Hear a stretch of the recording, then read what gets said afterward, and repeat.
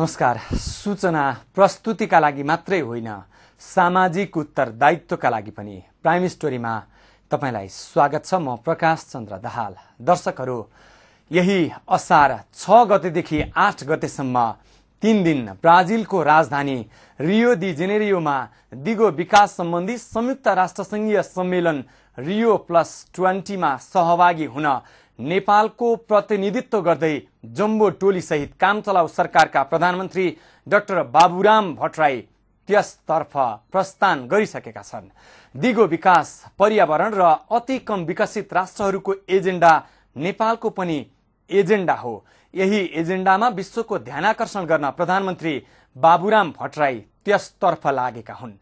विपक्षी दलहरूले काम चलाउको हैसियतमा रहेका प्रधानमन्त्रीले यो भ्रमण गर्नु भनेको नैतिकता गुमाउनु र नीच कार्य गर्नु हो भन्दै कडा आलोचना गरिरहेका छन्। तर प्रधानमन्त्रीको निजी सचिवालयले विज्ञप्ति नै जारी गरेर रियो+20 सम्मेलनमा भाग लिनु आवश्यक र सान्दर्भिक रहेको प्रस्तुति दिएको छ। विरोधका बावजुद प्रधानमन्त्री डाक्टर बाबुराम भट्टराई ब्राजिल प्रस्थान गर्नु के हो? उनी कुन उद्देश्यको लागि ब्राजिल गएका हुन्?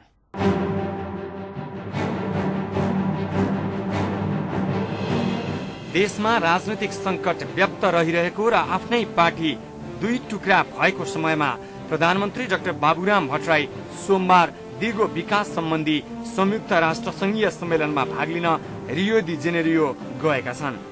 सो सम्मेलनमा नेपालको प्रतिनिधित्व गर्दै प्रधानमन्त्री भट्टराई ब्राजिल गएका हुन्। विश्वका 120 राष्ट्रका राष्ट्रप्रमुख सहित 162 राष्ट्र तथा गैर सरकारी संस्थाका प्रतिनिधिहरू, निजी क्षेत्रका प्रतिनिधि र वैज्ञानिकहरू समेत हजारौं प्रतिनिधिले सहभागिता जनाउने सो सम्मेलनमा गरिबी घटाउने, सामाजिक समानताका लागि उपाय खोज्ने र वातावरण सन्तुलन कसरी कायम गर्न सकिन्छ भन्ने सुनिश्चित गराउने विषयमा सम्मेलन केन्द्रित हुनेछ। रियो+20 नाम दिएको यो सम्मेलन विश्वको वातावरण र सबै राष्ट्रहरूको समान विकासका लागि महत्वपूर्ण मानिएको छ। 20 वर्ष अघि सन् 1992 मा ब्राजिलको रियो डी जेनेरियोमै संयुक्त राष्ट्रसंघीय वातावरण तथा विकास सम्मेलन सम्पन्न भएको सन्दर्भ र दिगो विकास सम्बन्धी विश्व सम्मेलन भएको 10औं वर्षको अवसरमा संयुक्त राष्ट्रसंघले यो कार्यक्रम आयोजना गर्न लागेको हो। यो सम्मेलनको संक्षिप्त नाम नै रियो+20 राखिएको छ। यो आयोजकले नै सम्मेलनको मुख्य ध्यान 2 विषयमा केन्द्रित गरेका छन्, जस अनुसार पहिलोमा गरिबी निवारण र दिगो विकासका लागि हरित अर्थतन्त्र र दोस्रोमा दिगो विकासका लागि संस्थागत कार्य योजना रहेका छन्। त्यस्तै सम्मेलनले 7 प्राथमिकता क्षेत्र निर्धारण गरेको छ। ती प्राथमिकताका क्षेत्रहरूमा ऊर्जा, दिगो शहर तथा वासस्थान, खाद्य सुरक्षा, दिगो कृषि, पानी, समुद्र, रोजगारी र प्रकोप व्यवस्थापन रहेका छन्।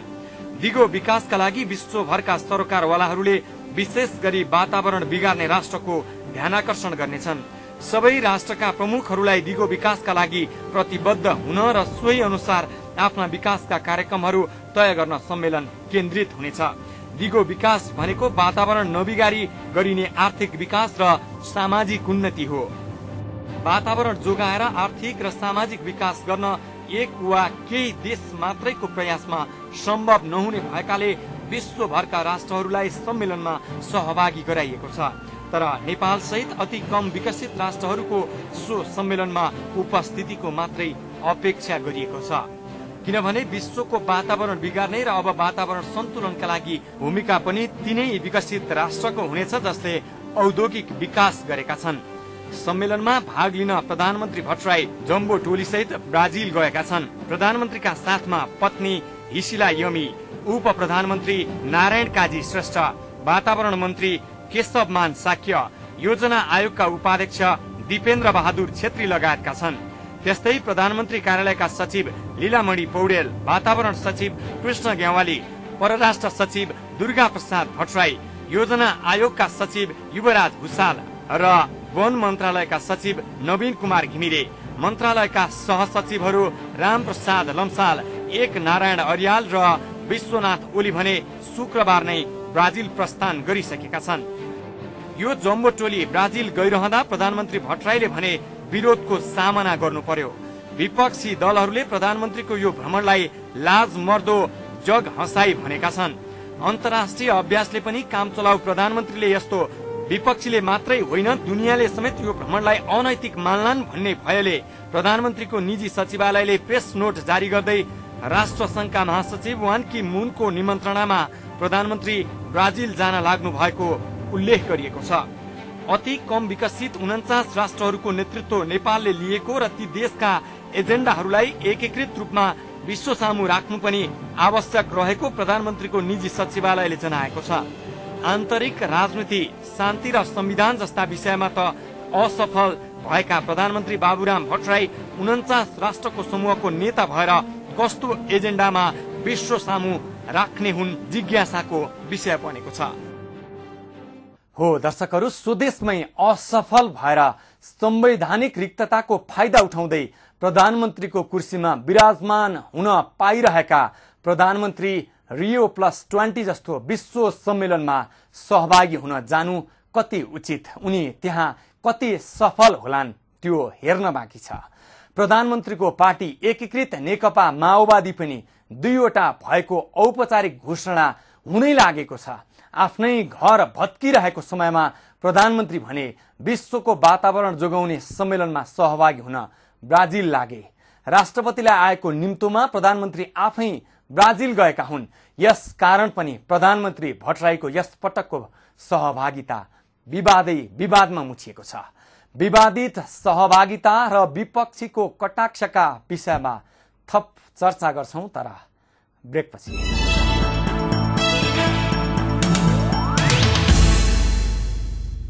ब्रेकपछि पुनः स्वागत छ। तपाईँ प्राइम स्टोरीमा हुनुहुन्छ र हामी प्रधानमन्त्रीको ब्राजिल भ्रमणमा केन्द्रित छौं। कार्यकारी अधिकार प्रधानमन्त्रीमा निहित रहेको बेला प्रधानमन्त्री जहाँ जाउन् त्यो धेरैको चासोको विषय बन्दैन, तर राजनीतिले फरक मोड्लिएको परिस्थिति त्यसमाथि आफैले आफ्नो पद काम चलाउ भएको घोषणा गरेका प्रधानमन्त्री भट्टराईको लागि यो सहभागिता फलामको चिउरा साबित बन्यो। नजाउँ जाने तयारी पूरा भइसकेको छ। जाउँ विरोधीहरूलाई छक्क्याउने अपराधी झैं लुकेर जानुपर्ने बाध्यता छ। यस्तै परिस्थितिमा पनि प्रधानमन्त्रीले आफ्नो यात्रा रोकेनन्। आखिर किन त? मुलुकको अवस्था जटिल बन्दै जाँदा प्रधानमन्त्री डाक्टर बाबुराम भट्टराई रियो+20 मा भाग लिन ब्राजिल गएका छन्। तर विपक्षी दलको विरोधका बावजुद प्रधानमन्त्री भट्टराई भ्रमणमा गएका हुन्। सोमबार प्रधानमन्त्री ब्राजिल जाने निर्णय भएपछि विपक्षी दलका नेताहरूले त्यसलाई रोक्न आग्रह गरेका थिए, तर प्रधानमन्त्रीले त्यसको वास्ता नगरी सोमबार भ्रमणमा गएका छन्।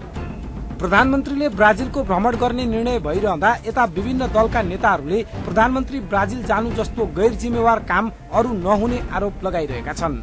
यात्रा पुनस्थापित गर्न छोडेर प्रधानमन्त्रीले जुन यात्रा तय गर्नुभएको छ ब्राजिलको, त्यो असाध्यै गैर जिम्मेवार, यो राजस्वको दृष्टिकोणले, यो राज्यको प्रतिनिधित्वको दृष्टिकोणले र मुलुकको संकटको दृष्टिकोणले यो चरम संवेदनहीन एउटा निर्णय हो भन्ने हामीलाई लाग्छ। त्यही भएर नै हामीले प्रधानमन्त्रीले यो ब्राजिल भ्रमण रोक्नुपर्छ, उहाँले संकटको निकास दिनुपर्छ र सहमतिको निम्ति ढोका खोलिदिनुपर्छ भनेर भनेका हौं।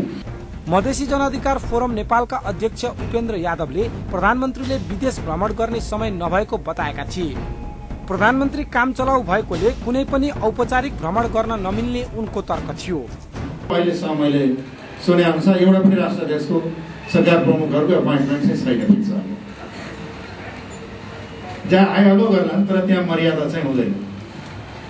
र त्यो चाहिँ खास गरिकन के हो भन्दाखेरि मलाई लाग्छ राष्ट्रकै अपमान हुन्छ, अन्तर्राष्ट्रिय अभ्यासहरूको प्रतिकूल हुन्छ र नैतिकताको पनि किन इन्टरनेसनल डिप्लोमेटिक मोरालिटी भन्ने हुन्छ त्यसको पनि विपरीत हुन्छ। तर राजनैतिक दलका नेताहरूको आग्रहलाई प्रधानमन्त्रीले लत्याएर अन्ततः भ्रमणमा गए र त्यसको विरोध भइरहेको छ। सोमबार प्रधानमन्त्री ब्राजिल जाने तयारी भइरहेको बेलामा विभिन्न दलले अन्तर्राष्ट्रिय विमानस्थलमा नारा जुलुस गरेका थिए। उनीहरूले प्रधानमन्त्रीको भ्रमण विरुद्ध नाराबाजी गरेका थिए।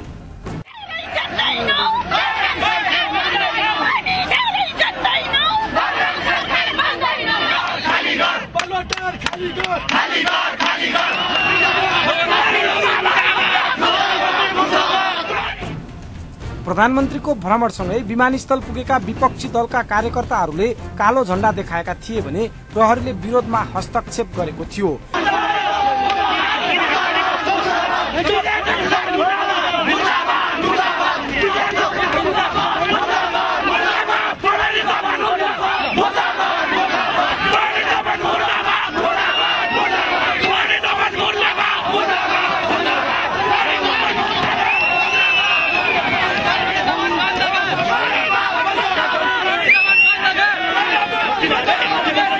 नेपाली कांग्रेस लगायतका दलहरूको विरोधको बावजुद पनि प्रधानमन्त्री भट्टराई विमानस्थल पुगेका थिए।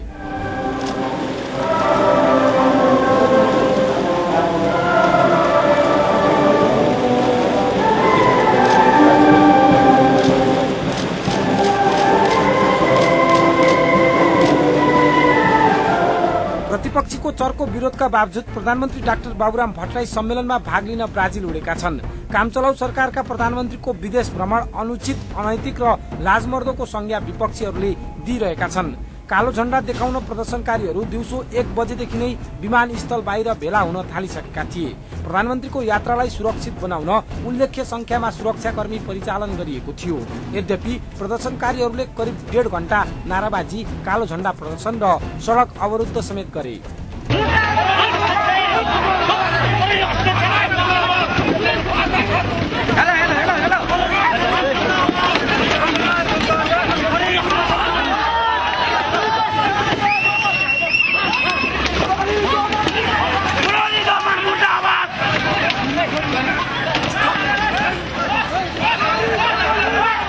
सो क्रममा प्रहरी र प्रदर्शनकारीहरूका बीचमा पटक पटक झडप भएको थियो। झडपमा परि केही प्रदर्शनकारीहरू घाइते भएका छन्।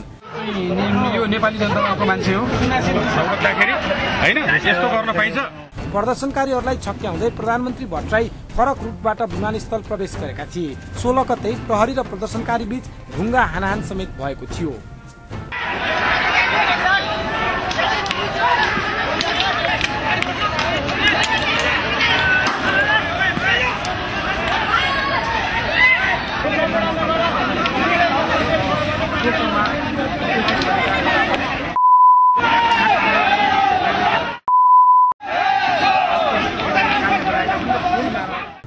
सो क्रममा प्रदर्शनकारीहरूले परराष्ट्र मन्त्रालयको बा1 5453 नम्बरको गाडीमा तोडफोड गरे।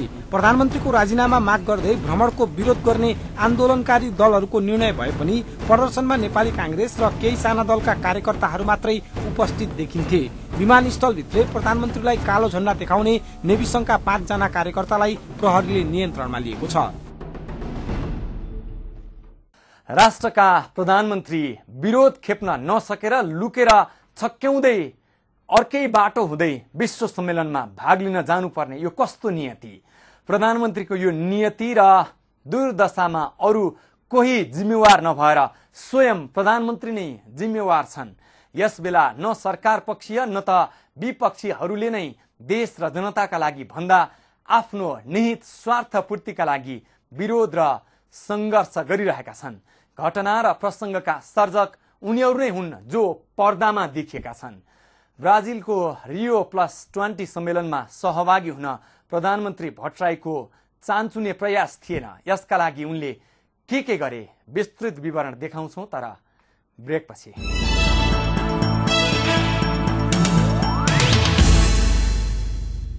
ब्रेकपछि पुनः स्वागत छ। तपाईं प्राइम स्टोरीमा हुनुहुन्छ। दर्शकहरू, भनिन्छ प्रेम र युद्धमा सबै कुरा जायज हुन्छ तर राजनीतिमा समेत सबै कुरा जायज बनाइदो रहेछ।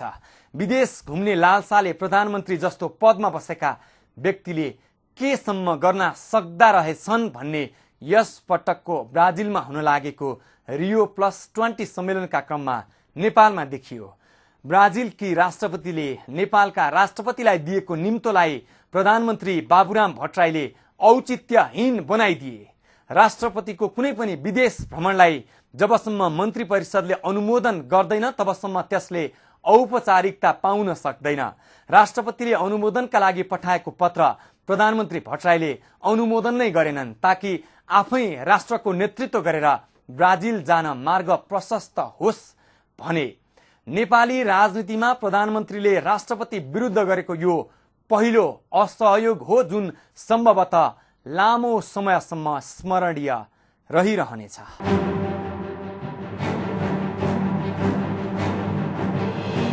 प्रधानमन्त्री डाक्टर बाबुराम भट्टराई आफैले राष्ट्रपति डाक्टर रामवरण यादव समक्ष पदबाट राजीनामा दिए झैं आफू काम चलाउ सरह भएको बताइसकेका छन्। तर विदेश यात्राको प्रसंग निस्किएपछि उनले आफैले बोलेका कुरा पनि बिर्सिए।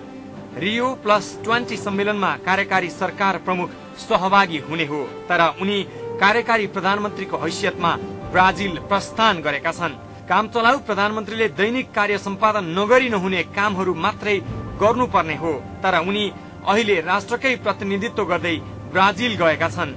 प्रधानमन्त्री डाक्टर बाबुराम भट्टराई बाध्यतामा परेर देशको इज्जत जोगाउन ब्राजिल गएका होइन रहेछन्, बरु उनी त षड्यन्त्र पूर्ण तवरले राष्ट्रपतिलाई बोलाइएको सम्मेलनमा आफै सहभागी भएको खबर सोमबारका दैनिक पत्रपत्रिकाहरूले समेत प्रमुखताका साथ प्रकाशित गरेका छन्। यो खुलासापछि त भट्टराईको वास्तविक नियत के रहेछ भन्ने स्पष्ट भएको छ। Rio+20 मा सहभागी हुन राष्ट्रपति डाक्टर रामवरण यादवलाई ब्राजिलकी राष्ट्रपति डिल्मा भाना रौसेफले निमन्त्रणा पठाएकी रहेछन्। निमन्त्रणापछि राष्ट्रपतिको कार्यालयले ब्राजिल भ्रमण मन्त्री परिषदबाट अनुमोदनका लागि मन्त्री परिषद सचिवालयमा पत्राचार गरेको रहेछ। तर प्रधानमन्त्रीले राष्ट्रपतिको सो निम्तालाई मन्त्री परिषदबाट अनुमोदन गरिदिएनन्। मन्त्री परिषदले अनुमोदन नगरी राष्ट्रपतिको भ्रमण औपचारिक हुन सक्दैन। Rio+20 जस्तो सम्मेलनमा राष्ट्रपतिले अनौपचारिक रूपमा सहभागिता जनाउने प्रश्नै उठ्दैन। राष्ट्रपतिलाई आएको निम्तोलाई मन्त्री परिषदले अनुमोदन नगर्नुको स्पष्ट अर्थ राष्ट्रपतिलाई ब्राजिल जान नदिनु नै रहेछ। यसको अर्को अर्थ राष्ट्रपतिलाई रोकेर नै प्रधानमन्त्रीले आफ्नो लागि मार्ग प्रशस्त गर्न सक्थे। राष्ट्रपतिलाई रोकेपछि काम चलाउ प्रधानमन्त्रीले राष्ट्रको प्रतिनिधित्व गर्ने मौका पाएका हुन्। संविधान सभा विघटन भएको 3 दिनपछि अर्थात् जेठ 16 मा मन्त्री परिषदको बैठक बसेको थियो। सोही बैठकले राष्ट्रपतिको ब्राजिल भ्रमण अनुमोदन गर्नु पर्थ्यो, तर नियत नै खराब भएपछि कसको के नै लाग्दो रहेछ र। प्रधानमन्त्रीले आफू ओझेलमा पर्ने देखेपछि राष्ट्रपतिको पत्र पन्साइदिए। दौडमा अगाडि बढ्न मात्रै दुईवटा उपाय हुन्छन्। पहिलो त आफै सबैभन्दा बढी दौडनु पर्यो। यदि दौडन नसक्ने हो भने दौडनेको खुट्टा भाँच्नु पर्यो। प्रधानमन्त्री भट्टराईले पनि ब्राजिल दौडमा आफू तेज दौडिएनन् अनि उनले राष्ट्रपति विरुद्ध दोस्रो विकल्प प्रयोग गरे। राजनीतिको यो षड्यन्त्रपूर्ण खेल नेपाली राजनीतिमा स्वाभाविक देखिन्छ, तर कतिपय षड्यन्त्र बाहिर प्रकट नै नभई सेलाउने गर्दछन्। तर यो प्रसंगले भने सार्वजनिक हुने मौका पायो। प्रधानमन्त्री सम्बद्ध स्रोतले राष्ट्रपतिको सट्टा प्रधानमन्त्री ब्राजिल नगएको दावी गरिरहेको छ, तर राष्ट्रपति सचिवालयबाट प्राप्त भएको पत्र अनुसार किन भ्रमण अनुमोदन गरेन प्रश्न पार्न सकिएको छैन। त्यसै पनि प्रधानमन्त्री भट्टराईले Rio+20 जस्तो सम्मेलनमा भाग लिनै नहुने हो। मितव्ययिताको प्रवचन दिएर नथाक्ने अनि मुस्ताङ म्याक्स चढेर सस्तो लोकप्रियता बटुल्न सफल प्रधानमन्त्री भट्टराई जम्बो टोली लिएर ब्राजिल उडेका छन्।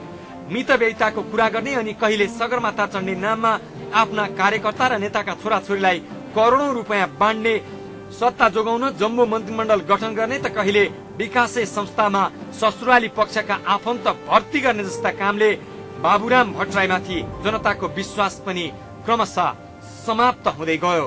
एकपछि अर्को विवादास्पद निर्णय लिइरहेका भट्टराईले आफ्नो कुर्सीको आयु सकिसकेको थाहा पाउँदा पाउँदै पनि राज्यको स्रोत र साधनको दुरुपयोग गरी ब्राजिल हानिएका छन्। देशकै वातावरण सुधार गर्न असक्षम साबित भएका प्रधानमन्त्री भट्टराई अहिले विश्वको वातावरणको चिन्ता गरेर ब्राजिल गएका छन्।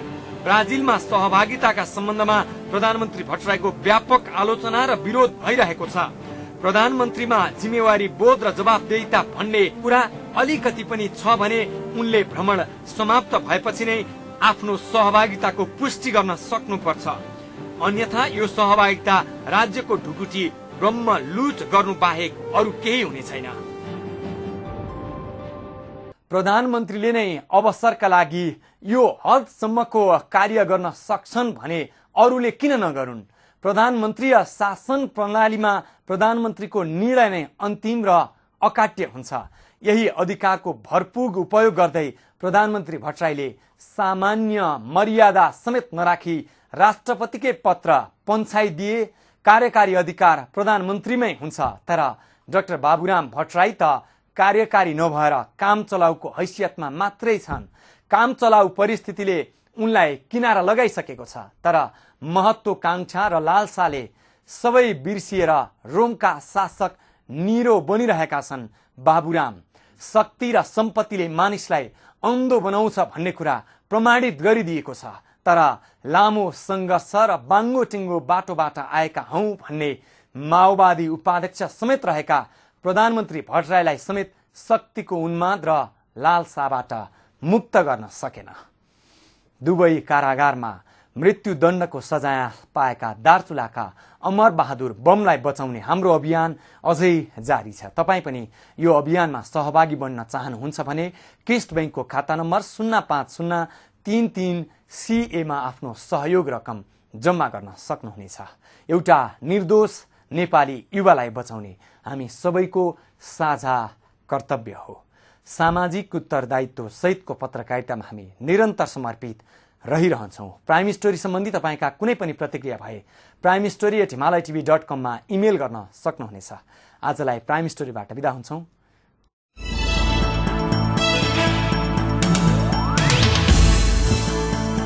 Brought to you by Guest Bank. Power to succeed.